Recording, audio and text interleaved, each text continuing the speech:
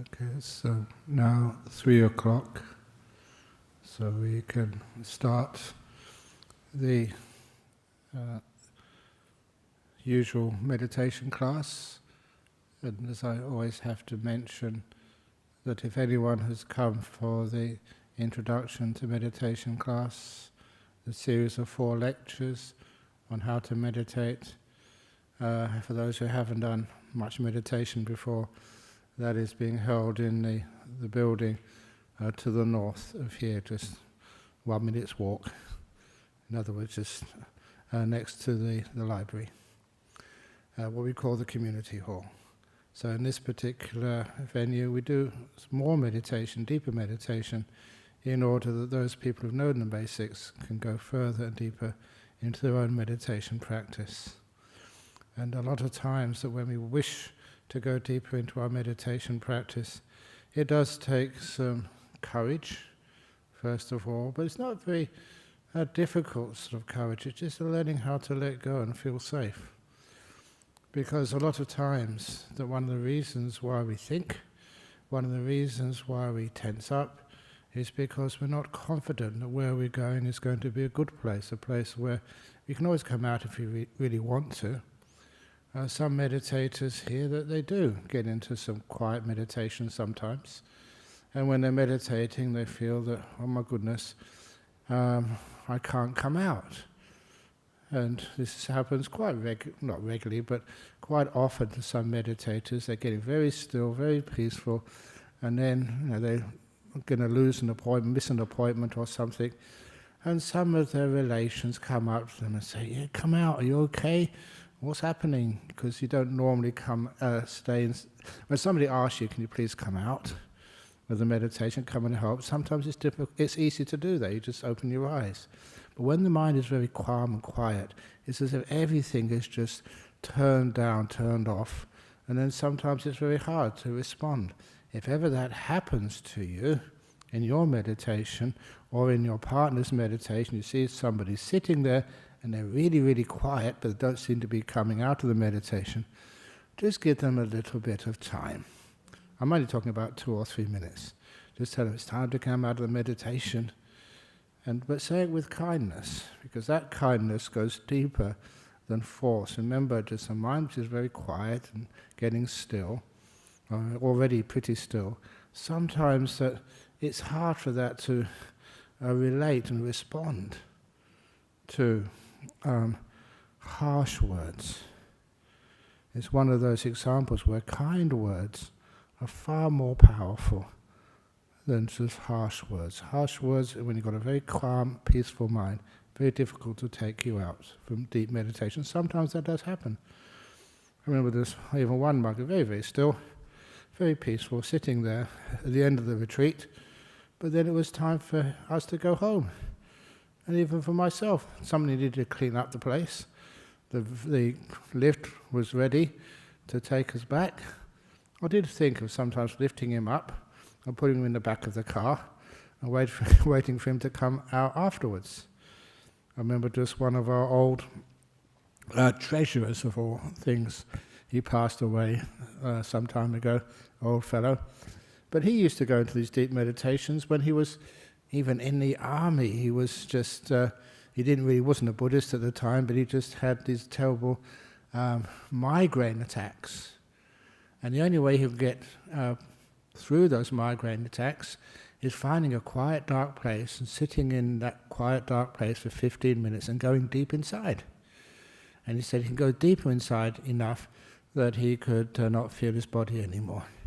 It's classic meditation techniques, and he had to do that because it was so painful being in a migraine.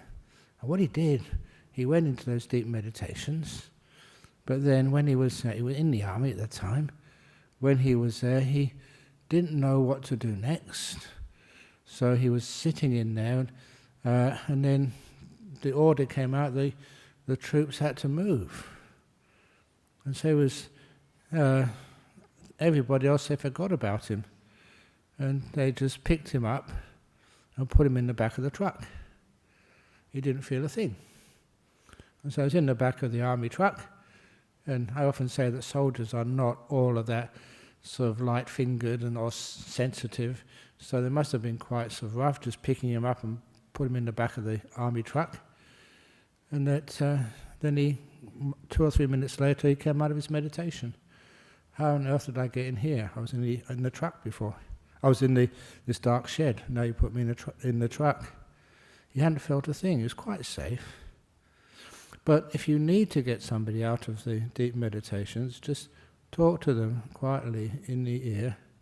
It's time to come out now. Please come out, and give them time. A lot of occasions you can hear what's being said, but you just need that opportunity to get your mind started up again and to let the mind start to work once more. And it only takes a couple of minutes. And if that's happening to you, you're in those deep meditations, don't force yourself ever to come out quickly. That's just too harsh. If you know that it's time to come out, just tell yourself, time to come out. Or as you sometimes see when people do hypnosis, the hypnotist, if they get you into a deep state, they'll tell you, please come out of the hypnosis after the count of 10. 1, 2, 3, 4, 5, 6, 7, 8, 9, 10. It gives the mind time to start working again and start to come to what people feel is normality. So if ever that happens to you, I say this because somebody asked that question earlier on this week.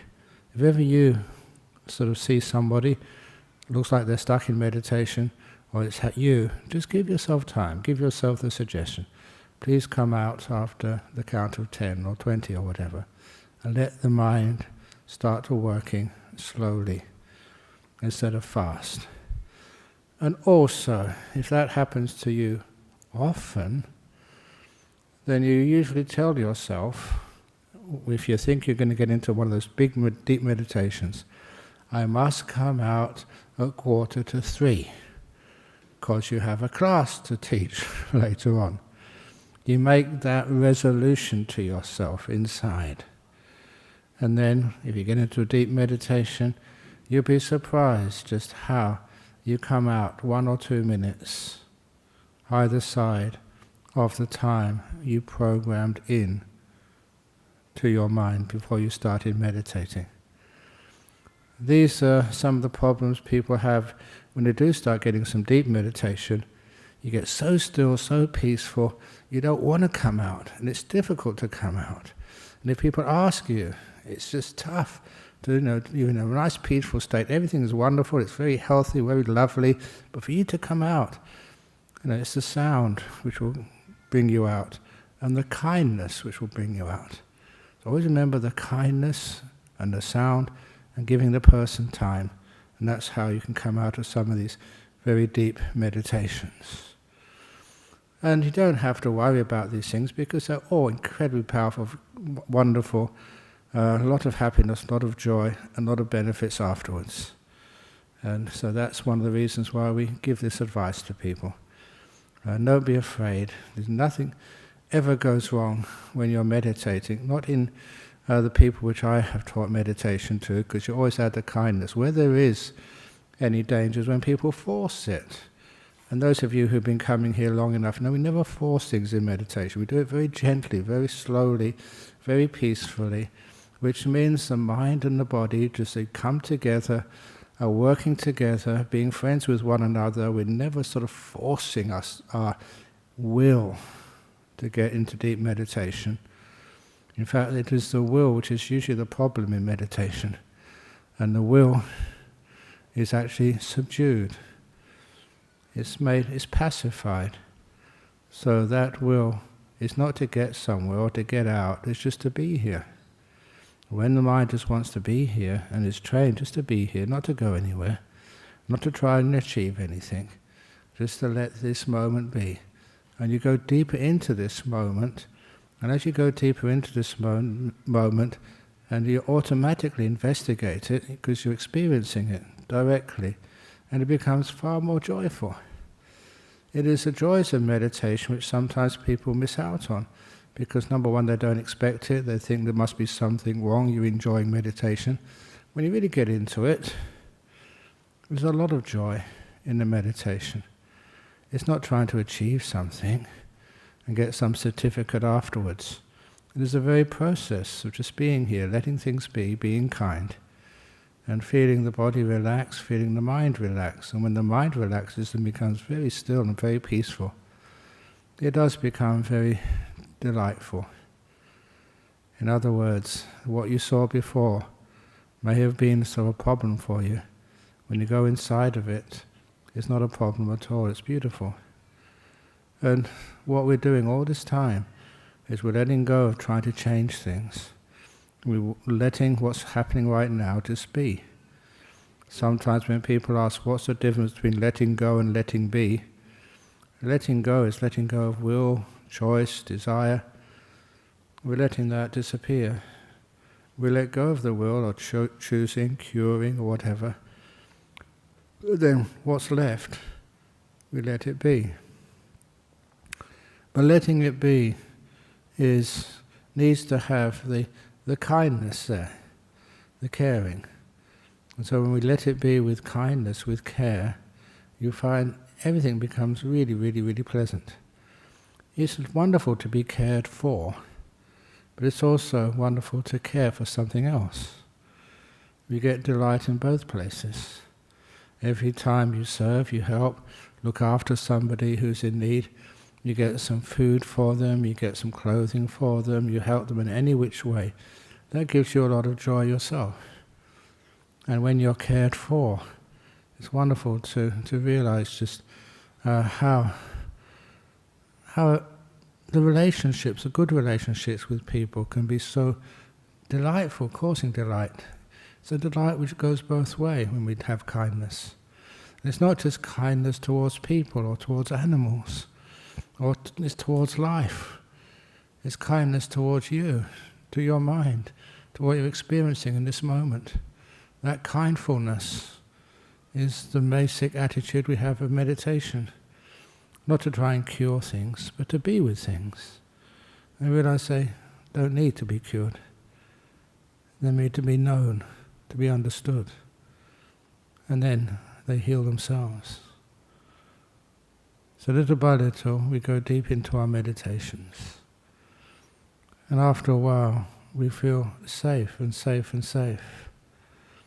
That thing which is the opposite of letting go, controlling, curing, making it this way, making it that way, desire, craving, whatever you wish to call it, that is a thing which stops the delight happening. So we learn how to be peaceful, to be still. So the wanting, the desire, the controlling just totally subsides. And when it's not there, it's easy to be. But it doesn't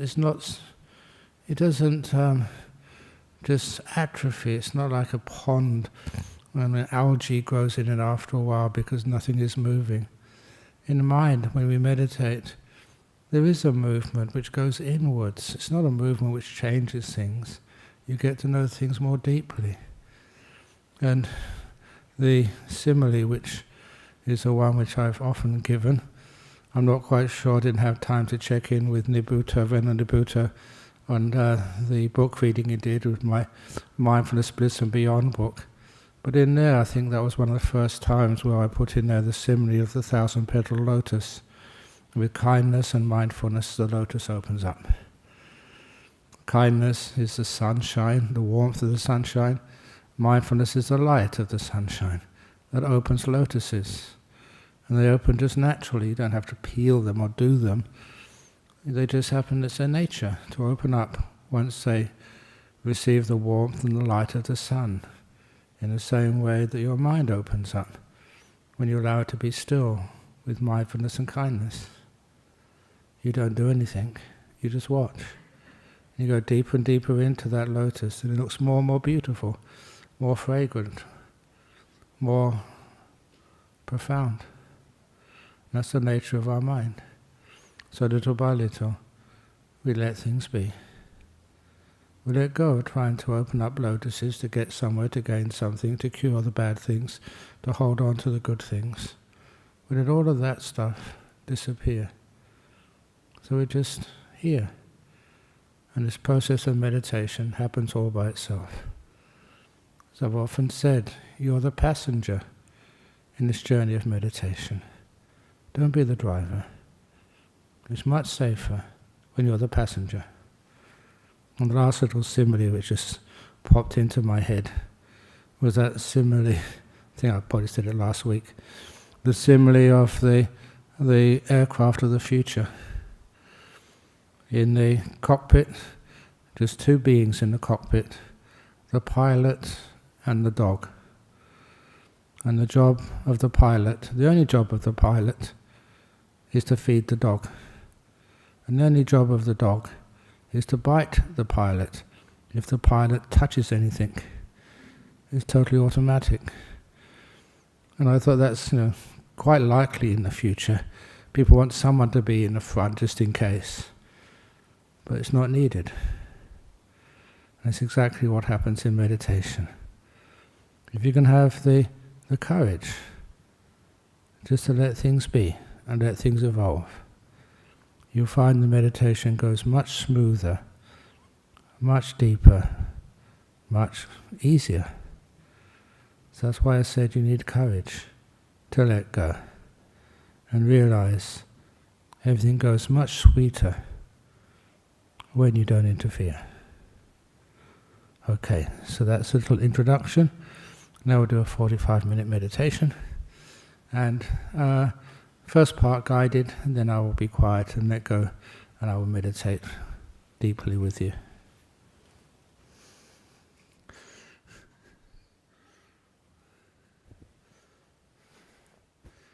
Here we go.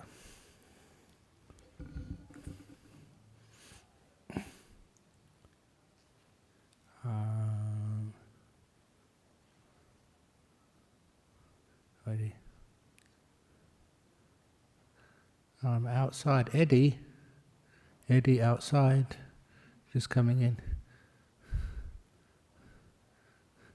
Would you tell the two, Eddie? Would you tell the two people out there to talk somewhere else? We started. A bit embarrassing when it's one of your own monks. Thank you. Okay, here we go. So, close your eyes.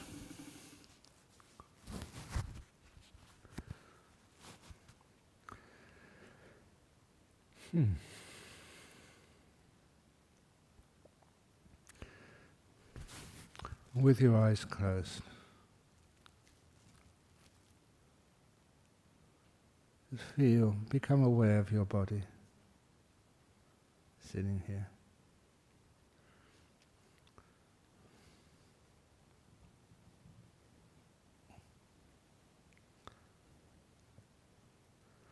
I just adjusted my butt.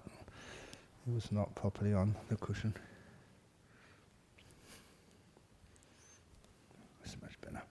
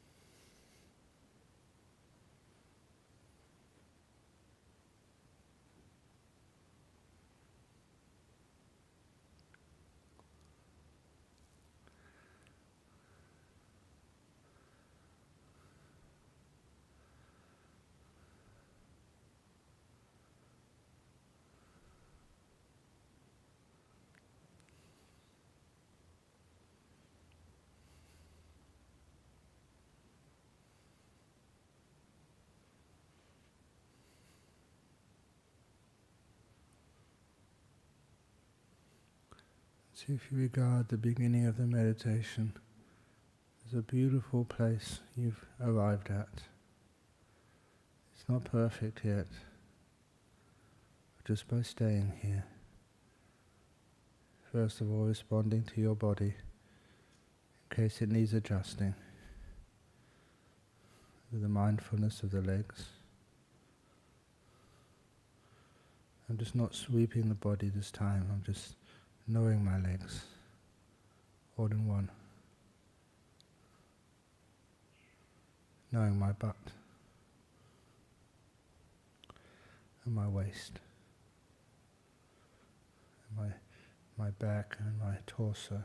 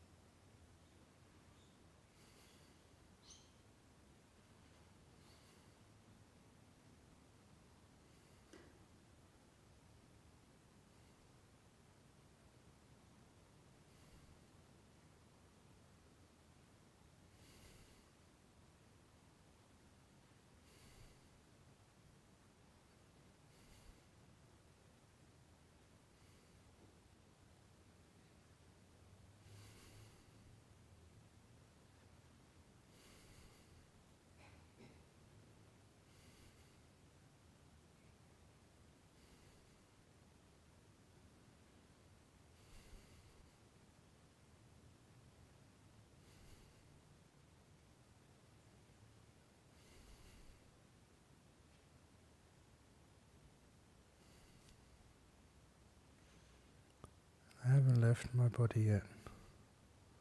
Still aware of your body. Giving it kindfulness as much time as it needs.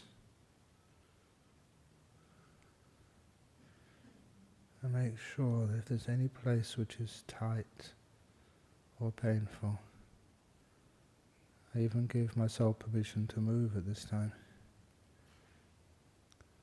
Find out the best posture. Doesn't matter how long it takes. It shows that I care for my body.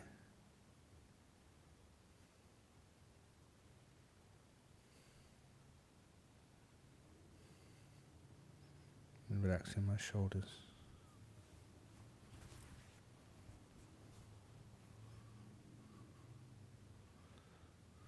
My hands. And my face.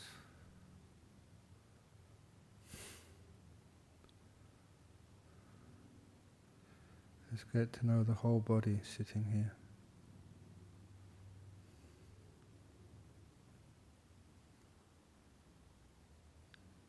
And I stay with my body until this is personal, but I can recommend it, until you feel the delightful feeling of relaxation in my body. It's like everything is in its right place, balanced, at ease.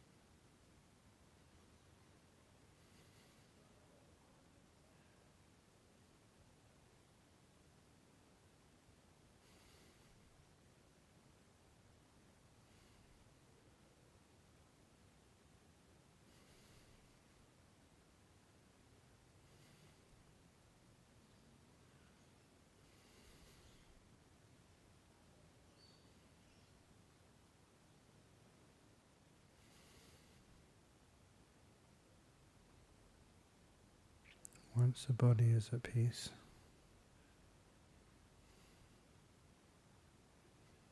we can turn to the mind,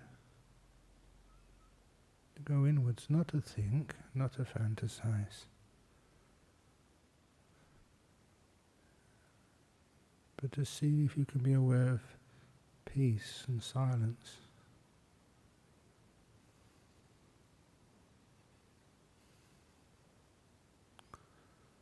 Peace when one doesn't react to whatever is happening in the mind.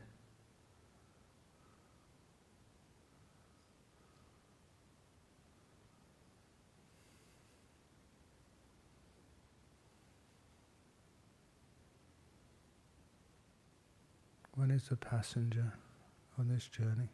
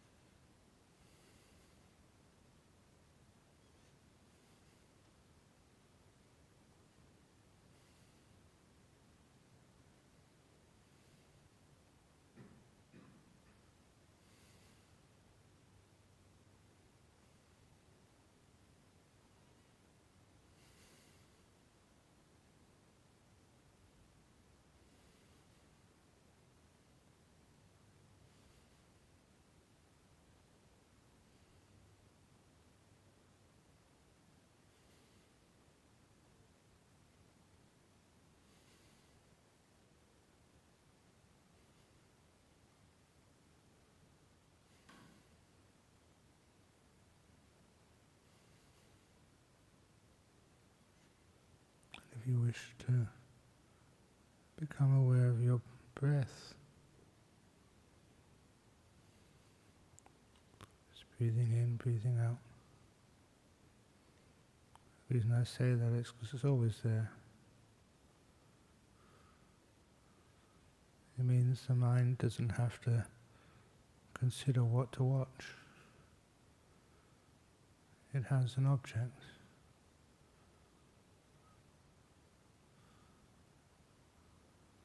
An experience to be with, which takes you deeper and deeper and deeper into silence. If you do observe your breath, just one breath at a time,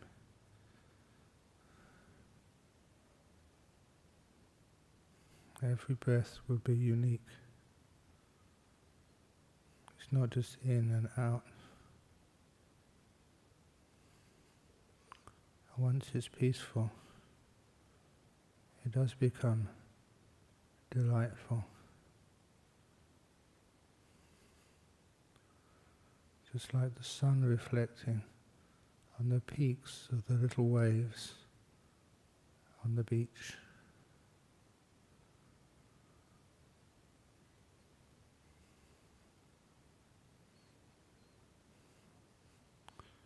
As you see much more into just the beginning of a breath, the end of the breath, and everything in between.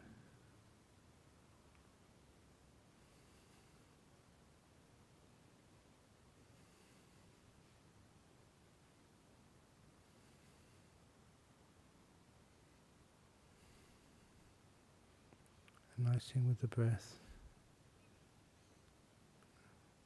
You start by feeling the breath. Then you perceive it through the mind. You know the breath. And that's when the meditation gets delightful.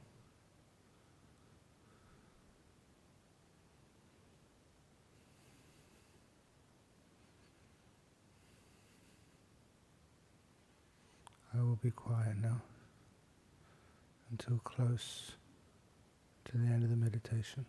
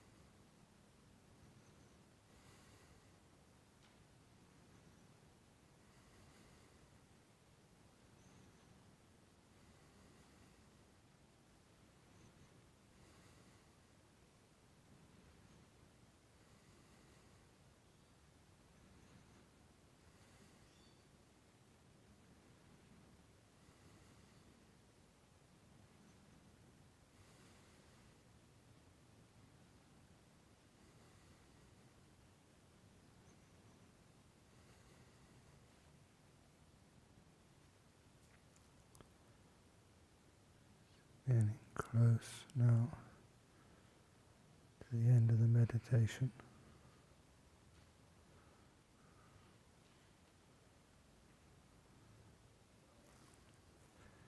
Just to know how one feels.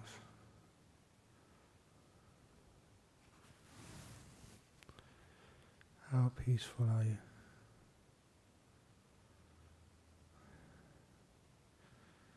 And how delightful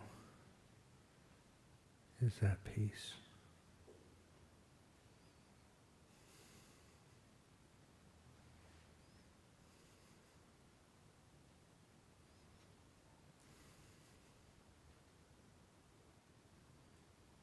The more one can embrace this moment with kindness,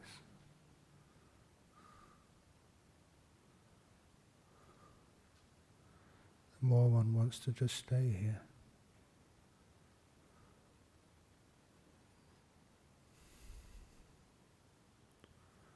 When restlessness and dullness disappear, the mind is bright and happy.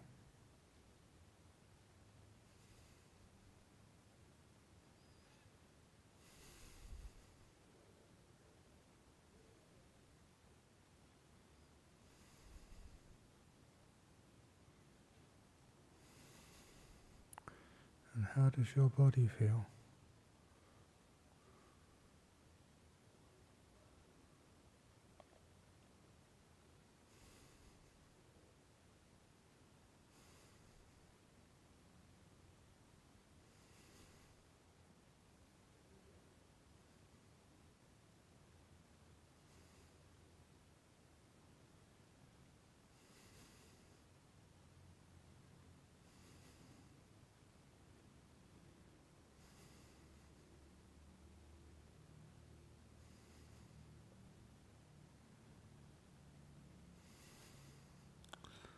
I'll now ring the gong.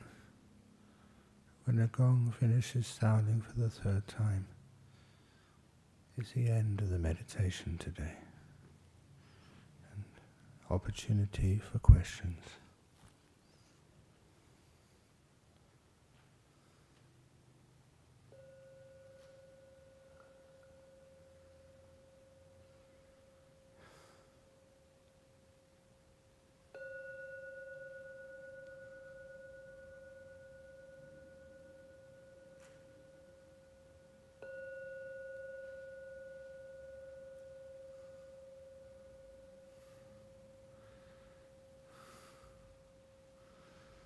Very good.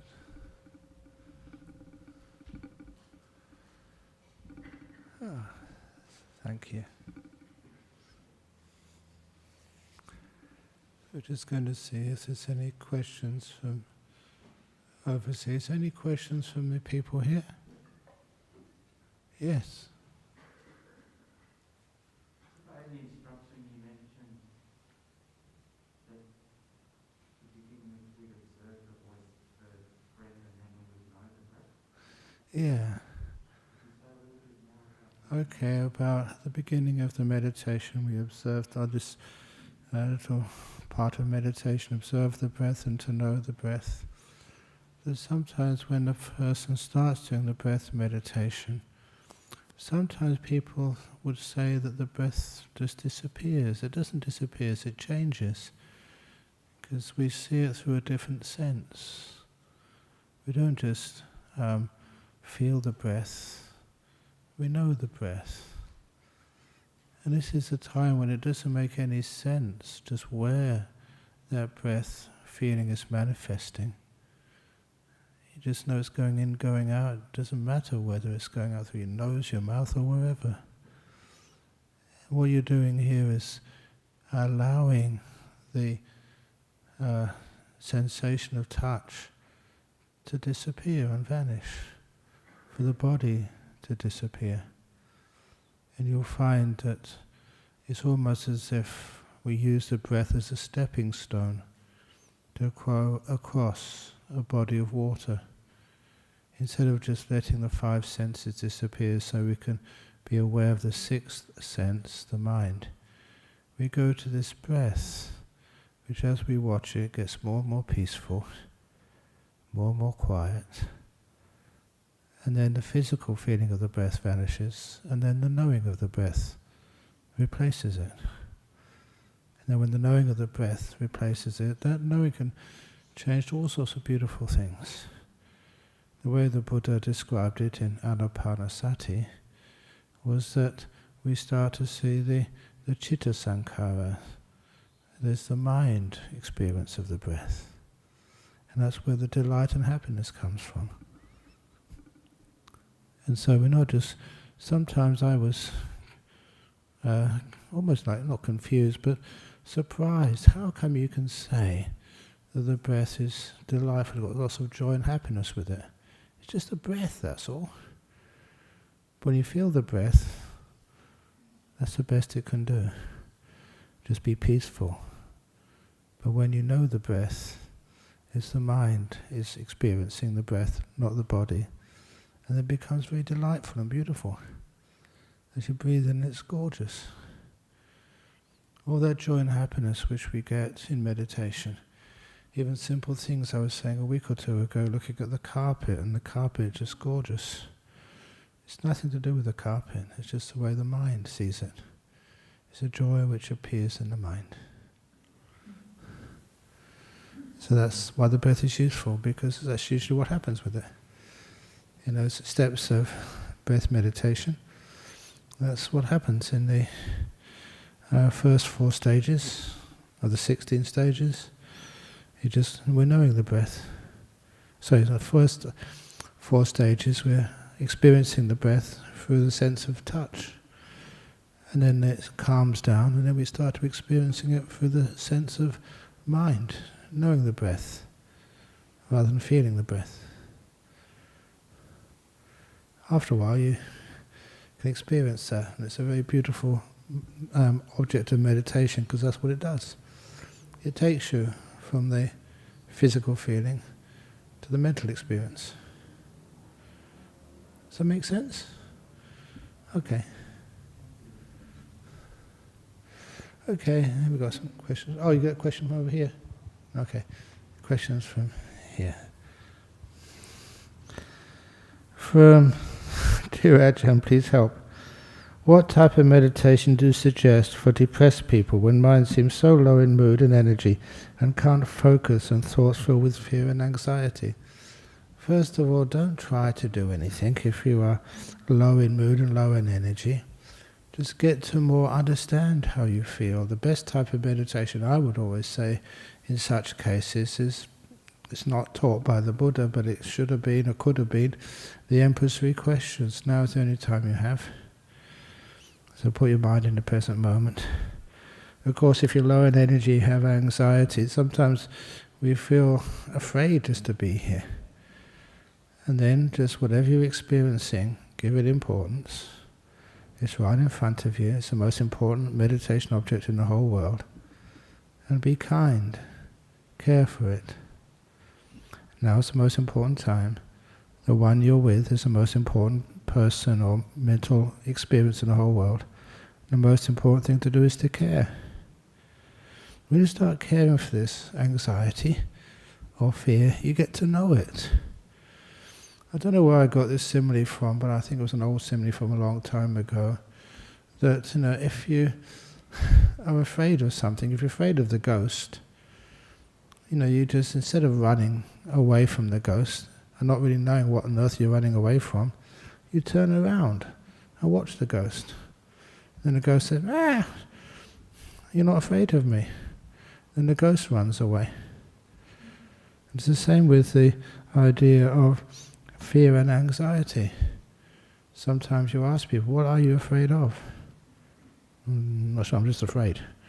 What are you anxious about? Not quite sure. When you actually watch it, be aware of it, and feel safe enough to be aware of it, you don't have to investigate it like asking questions of it, just get to know it. And after a while, they're not really that dangerous. All those times you used to go in prisons, some of those people were really dangerous people, so I was told. but they would never harm you in prisons. So this is, you don't fill yourself with fear and anxiety, and you're usually incredibly safe. So if you're low in mood and energy and can't focus on thoughts, don't try and focus on thoughts full with fear and energy. Just be here. Don't do anything. It's not your job. And when you don't do things, when you don't act, when you are really more a passenger and kind, you'll find that your energy comes back. You're not wasting energy trying to do something or fix something. When you don't waste energy, your energy comes back, it builds up. And soon you've got lots of energy, which means that the depression, the tiredness, the dullness disappears. You know, sometimes you look at life and it's grey. You look at the carpet and it's old. But then after meditation, you've got so much energy, it just comes up. You look at it, it's gorgeous. In other words, that negativity which comes from depression disappears. So that's how the meditation, if you do, not trying to get rid of depression, not trying to fight it, but learning how to be with it. And it disappears. As your energy comes back. Dear Ajahn, in which ways are the pleasures of the senses full of drawback? What are the consequences if we do not restrain them? Is it impacting meditation? If you're doing some meditation, you close your eyes so you don't see things. You don't listen to things. You don't feel things in the body. You're not chewing something while you're meditating. And you're not smelling things. In other words, you're restraining those senses so those 5 senses can be quieted. They're like the noise which stops you being able to be aware of the mind. And once those 5 senses are restrained more, you'll find it's easier to access the mind, the 6th sense. And it's easier for that mind to be peaceful. And it's easier for that mind to have a lot of energy and joy in it. So the pleasures of the senses, it's not just the pleasures of the senses. We always say this, always separate the 5 senses from the 6th sense. That's very clear in the way the Buddha described it. The 5 sense pleasures, and they're always associated with the opposite, the sense pains and disappointments. You can't have one without the other. So they're just a little bit more problematical. But when you get to the 6th sense, the mind, it's much more joyful, powerful, beautiful. In other words, the pleasures of the 5 senses, they're almost like cover up, hide the pleasure of the 6th sense. So we restrain the 5 senses to get a better pleasure of the 6th sense. Eugene from Russia. Is it possible eventually to come to jhana by meditating 3 to 6 hours daily without abandoning job and a few social contacts? Or is it not enough? Is a strict retreat necessary? It's obviously easier the more one has a retreat, the more solitude and peace one has. But you know, sometimes people do have a job, and sometimes they can still get into deep meditation. But it's easier, the more conducive the conditions are, the easier it is for you. So, but we come to jhana by meditating 3 to 6 hours daily. Is that what you're meditating for? To try and experience the jhanas? If it is, you're meditating for the wrong reasons. You're wanting something. And that's why people get very frustrated. Meditating, trying to get jhanas, trying to get this, years after years after years. So we're meditating in order to let go of things, not to gain things. And to experience that peace, which happens when we don't want it. We don't want anything. And to get that stillness. And the stillness happens, again, when we don't do things. We don't want anything. And the jhanas happen, that's like a default state of the mind.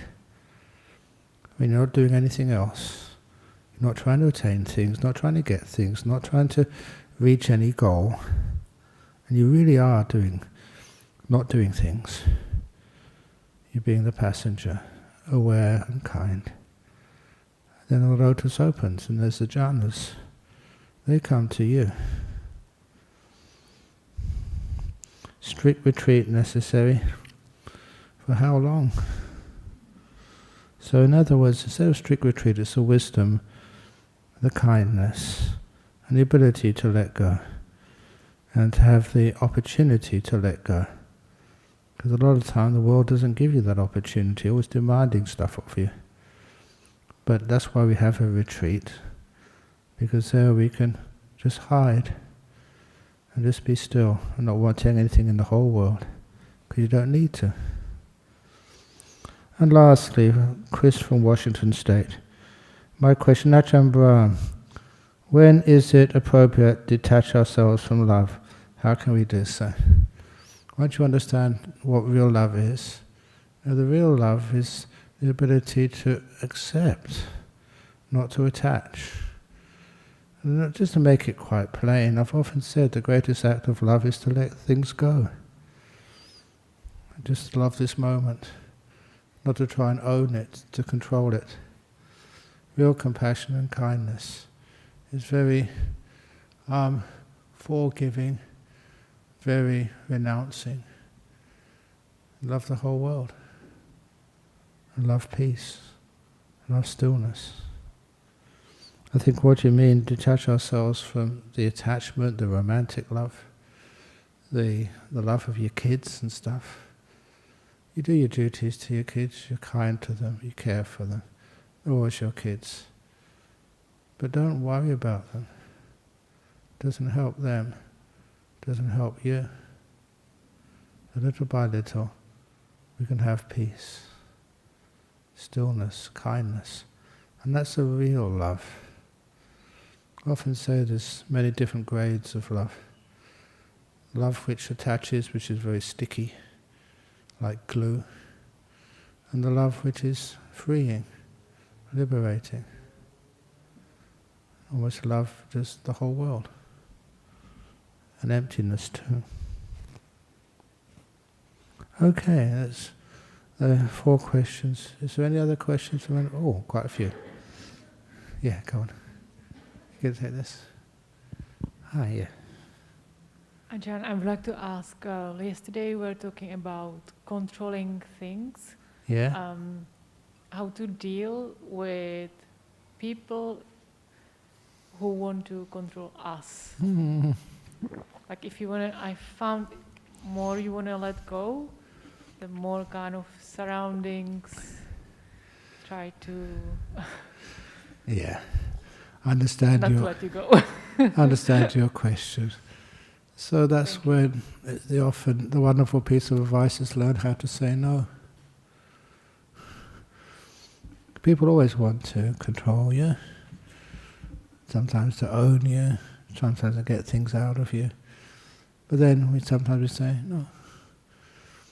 For me, sometimes when they ask me to do all these sorts of stuff, if I say no, they think I'm not being compassionate. So I don't say no anymore. I say, I will think about it. And they don't mind me saying that. I'm teaching you all my tricks. But when I say I think about it, there's again many invitations, requests I've been thinking about for years. Not that often, not every day. In other words, sometimes people don't want to feel rejected, but there's only a certain amount you can give to other people. And you go... I feel guilt, like when you reject Yeah. times, I feel guilty. Yes. And that I think probably comes from your upbringing, your parents, schooling and stuff. But even whatever you do, you feel guilty, because sometimes you give too much, or you give too little. When is the right amount? But don't ever be judged by other people. You know yourself just how much you can give and how much you can't give. And sometimes that's all people need to know, to say that I can't do that. So that means you're not controlled. It's your choice what to give, and your choice what not to give. Exercise that choice. If everybody followed that, we would need psychologists in this world. So many people just get so stressed out trying to please other people,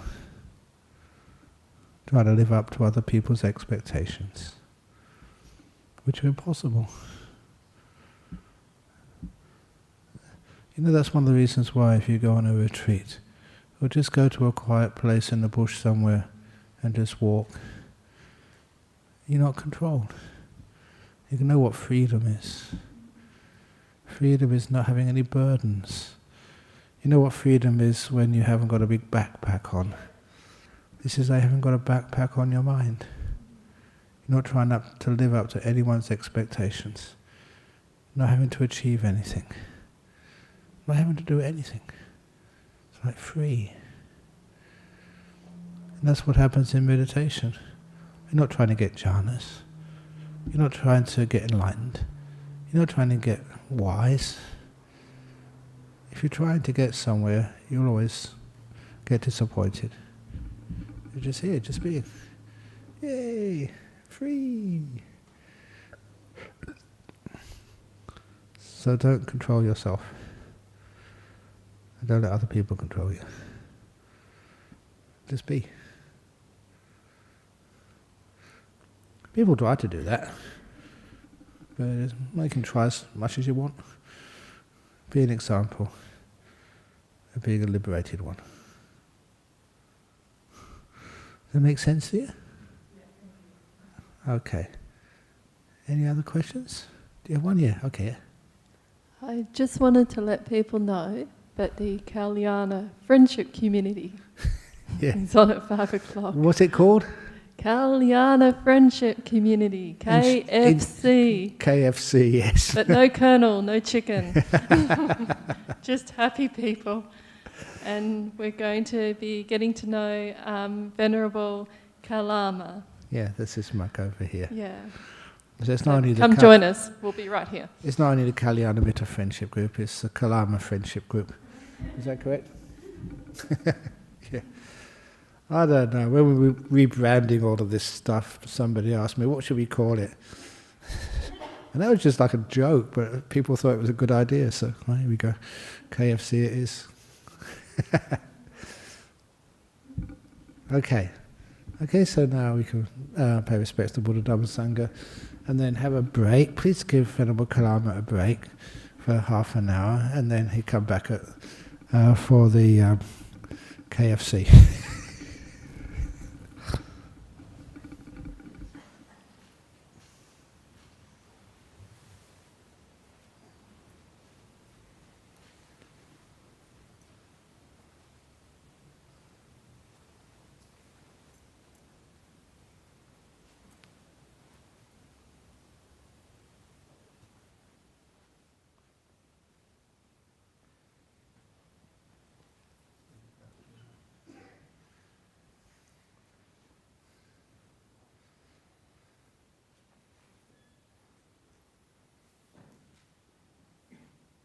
Hi. If you want a break, go now. Yeah. No, just for this work, I'll stay here, but...